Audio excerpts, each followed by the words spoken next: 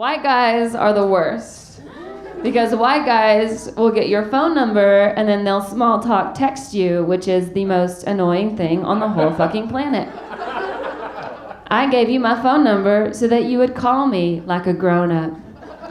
Not so that our first communication ever after we meet is a text from you that says, "How you doing?" Are you... I mean, it's like 4 p.m. and I've just had a shitty day, so like if I really respond how I'm doing, then that's gonna be a paragraph, and then he's gonna think I'm crazy.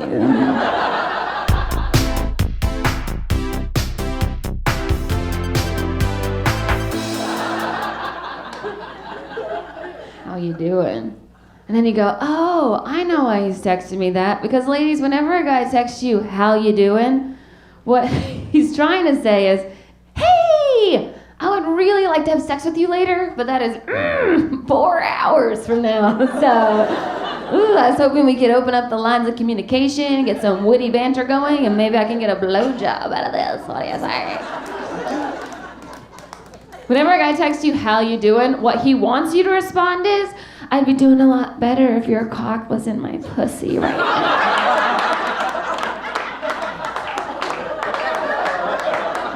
So I'm not doing so good. I'm doing really bad. I like this one too. First communication ever, a text from you that says, "What's up?" What's up? Wow, Walt Whitman, calm down. Your poetry is really making me excited. What's up? Your cock in about 15 minutes.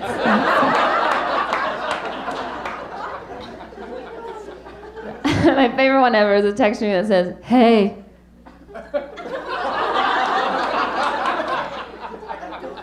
Hey. Wow, Captain Effort, calm down. I mean, whew, this is moving a little fast. I don't know if I can handle all this commitment at once. Hey, no punctuation, you're crazy. Hey. Hey is for horses, but you have a horse cock, so I guess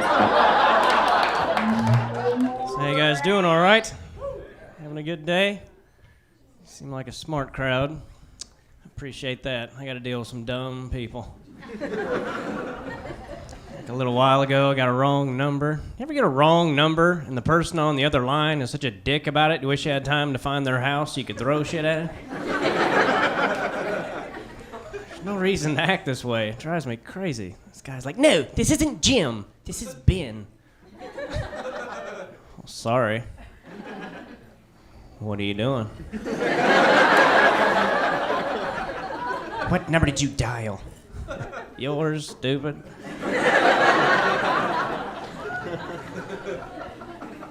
It's nice to be back in Hollywood. I was in San Diego last night. Hooked up with the hottest girl of my life. And I did. Too bad she was crazy. After one day, she was like, I think I love you, I do. I think we're gonna get married. I see signs. I see one too. Mine says 405 North. I'm getting the hell away from you.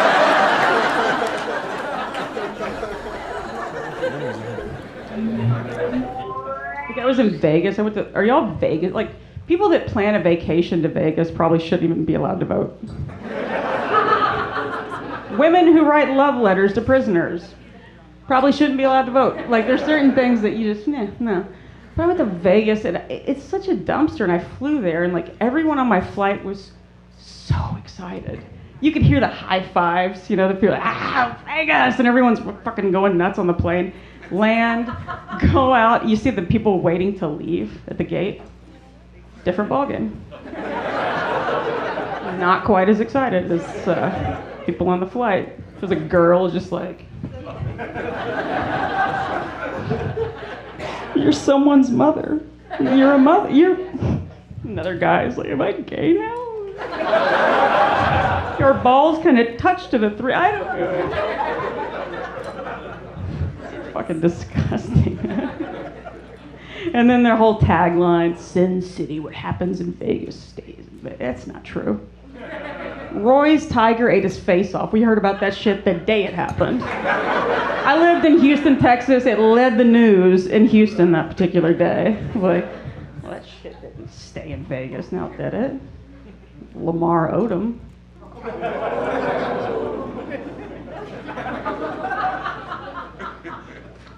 That didn't stay there.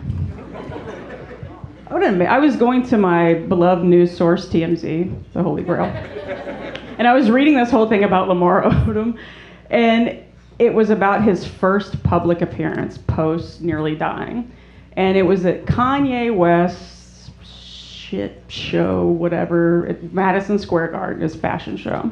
And there's even a little video, and you see the whole Kardashian clan, they all walk in and wearing his stupid clothes. And Kanye comes from the back to escort Lamar Odom to his seat. Sold out crowd, Madison Square Garden, the whole place rip-roaring applause. I mean, the guy nearly died, and you're like, fuck, yeah, that's crazy. Next appearance, Laker game, courtside, there he is on the Jumbotron. Tears, everyone's losing it. I was like, I don't know if I'm just an asshole. He OD'd in a whorehouse, okay? He didn't like dive in front of a bullet and save a mom and her infant child. He didn't come back for his 4th tour of duty in Afghanistan. He OD'd in a fucking whorehouse. Like, I'm glad he didn't die, but like, I don't think he needs like a postage stamp commemorating his like efforts for. I don't know, maybe it's just me. And I love that the girl that found him, Ryder Cherry, not sure that's her Christian name, don't quote me on that. Old Ryder found him, passed out. And I was telling this friend of mine at lunch, I'm like, how fucked up is that? Like, thank God he was married to Kardashian. Like, who the hell else would get that phone call and go like, oh my God, let me run to his bedside. Like, and my friend, he's guy, he goes, oh, you're saying that because you're a chick. I'm like, no. Listen. If your girlfriend told you she was going to Vegas, and, oh, me and my girlfriend, we're going to go to a spa and play slot machines, and then you get a call 8 days later, like, hey, you with Shelly? Yeah. Okay, you know those Thunder from Down Under guys? All right, so when they get off work, they work at a place called the Train Depot. Not what you think. Trains ain't running through this bad boy. She's been getting railed on for like 8 fucking days, and yeah, she's knocked out. You'd be like, good, fuck, put a bullet over her face. I don't know, I'm divorced. Maybe that's what love is. I just don't get it. Sometimes when I get really bored, I could take out the automotive section of the classified ads and just randomly call people up that are trying to sell their used cars. I'll go, hi, I'm calling about that 1989 Toyota Tercel with the BBS wheels and the tinted glass, 3,500 or best offer. Yeah, I was just calling to tell you I'm just not interested. I'm just not in the market for a big piece of shit right now. But thank you for asking. You can do that with anything. Like if you see a sign for a lost pet. Hi, I'm calling about that lost cat. The striped tabby with the white paws. You haven't seen it anywhere. Where is that cat? It's driving me bananas. We gotta find that damn cat. Don't get me wrong, I love animals. Both my dogs are rescued dogs. My cats, they're rescued cats. And my girlfriend is a rescue girlfriend. Yeah, went down to the shelter. She started licking me through the fence. I brought her home that night, we made love. I brought her back the next day and put her to sleep. Should I tell you something to make me even less hip? Do you know I have a flip phone? I do. I have a flip phone. Ha! And I heard they're getting hip again. I heard Lady Gaga got one, but I think it's made out of meat or something.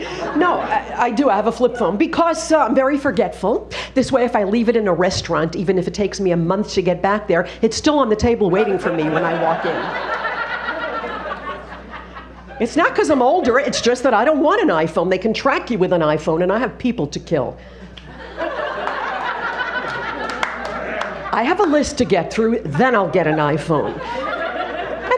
thing is, I like to be aware of my surroundings. I consider the fact that I write. I want to see things. Everybody's walking around like this. You know how many lives I've saved in New York City, pulling kids back right before they step in front of the bus, right before they step in front of the bus. Nobody even thanks you. Hey, some old lady just saved my life. Oh my God, where's my watch? Well, anyway, she saved my life. I want to be a positive image to people, right? I have a little sister. She's 7.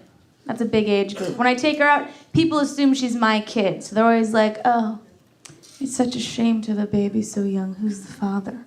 I'm like, I don't know, my dad.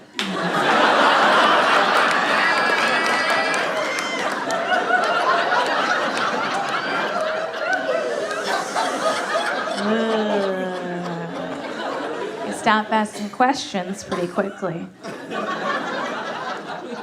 Now, he wants to send her to a private school, which I think is stupid. I was like, Dad, I went to public school. I'm perfect. I'm just like everybody else in America. Mildly depressed with a fake gluten allergy, okay? I am killing it. But he thinks that public schools teach that America is a racist country. And I was like, Dad, it is. I don't know where you've been. But I'd love to be in a classroom where a teacher is explaining racism to 5-year-olds. And she's just like, okay, kids. Today we're going to learn about the colors using our 64 crayon Crayola box. Now that's yellow, that's the color of the sun. And that's blue, that's the color of the sky.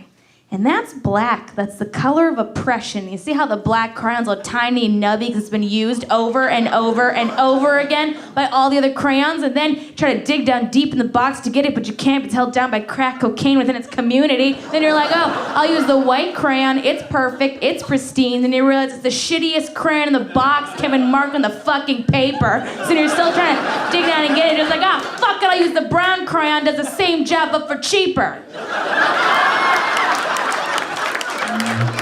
Your cell phone rings, you don't recognize the number, what do you do?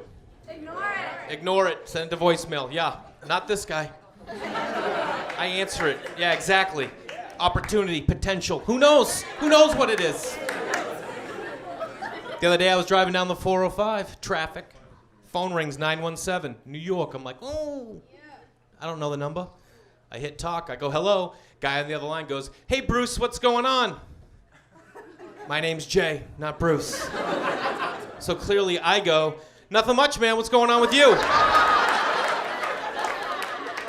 And he goes, I'll tell you what's going on. I just got an email about the budget. It's supposed to be $15,000, now it's $10,000. I'd like to know what the hell's going on.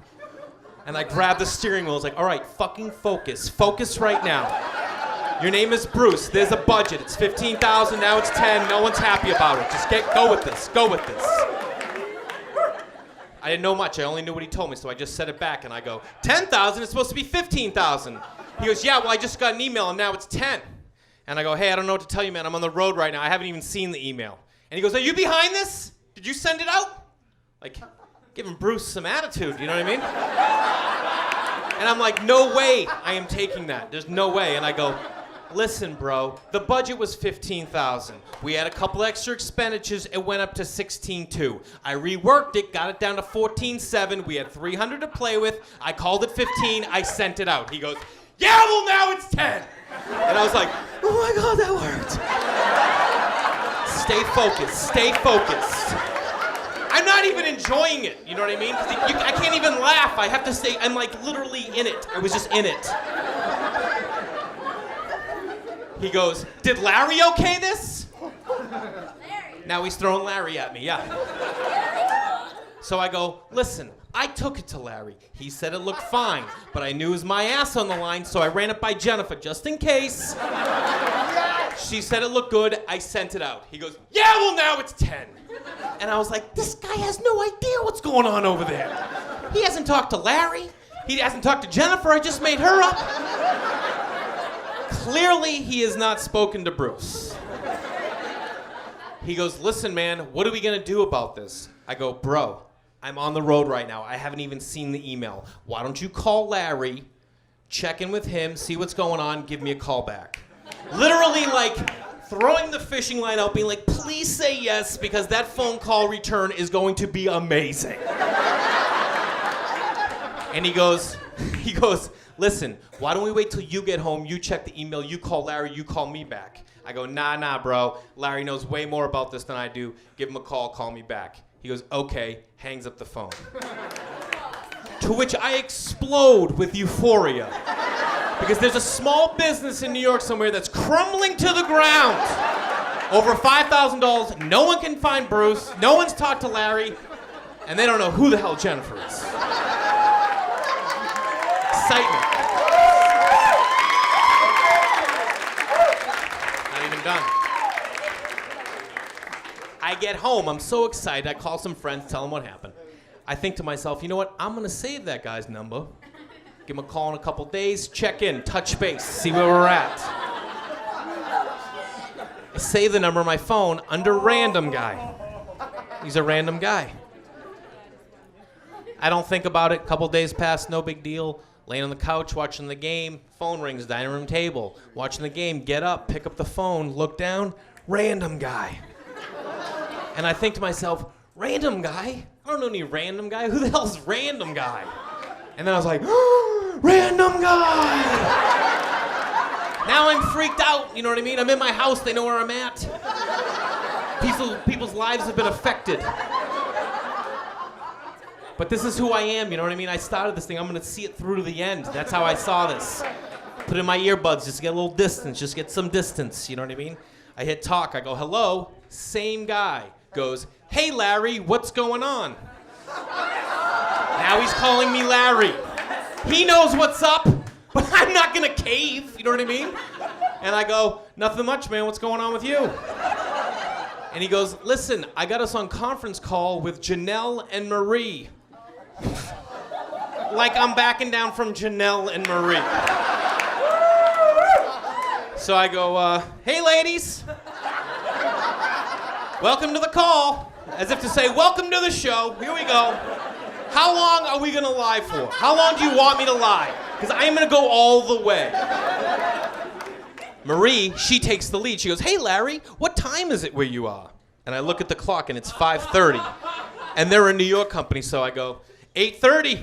It's 8, they're like sprinkling more lies and like, I can fool them. She goes, really, what's the weather like? And I go, weather is nice.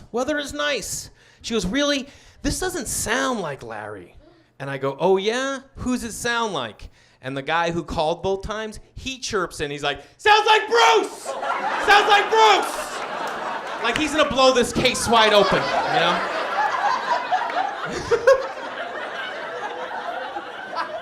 And I go, guys, this isn't Larry and this isn't Bruce. And she goes, who is this? And I was like, I'm just some dude who had nothing better to do than to mess with you guys.